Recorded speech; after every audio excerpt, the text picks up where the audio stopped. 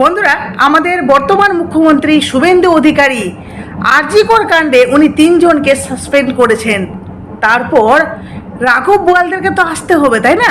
সেই রাঘব বোয়ালদেরকে এবার টেনে হিচড়ে শুভেন্দু অধিকারী সামনে নিয়ে আসছেন। আপনাদেরকে যেই তথ্যটি দেব, আপনারা শুনলে জাস্ট চমকে যাবেন।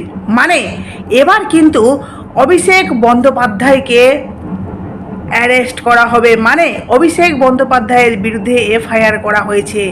কি বুঝতে পারছেন তো যে অভিষেক ব্যানার্জির নামেও কিন্তু এফআইআর হয়েছে, কারণ ওনার নামে বহু দুর্নীতি রয়েছে, অনেক কিছুতে, অনেক কেলেঙ্কারিতে। সবচেয়ে বড় কথা, উনি চাকরি দুর্নীতিতেও উনি জড়িত, এমনকি আরও অনেক কিছুতে, কয়লা, আরও বিভিন্ন কিছু। তার সাথে এই যে বড় মাথা মমতা বন্দ্যোপাধ্যায়কেও কিন্তু সামনে নিয়ে আসবে, কারণ মমতা বন্দ্যোপাধ্যায়ের নামও কিন্তু এবার সেই লিস্টের মধ্যে রয়েছে, যেই লিস্ট করা হয়েছে যে কাদের কাদের নামে এফআইআর বা কাদেরকে এই সমস্ত কিছুর মধ্যে জড়িত আছে তাদের নাম, মানে কারা কারা জড়িত আছে তাদের নাম কিন্তু এবার সামনে আসতে চলেছে। এক একের নামে, এক এক করে সকলের নামে এবার কিন্তু এফআইআর হতে শুরু হয়েছে।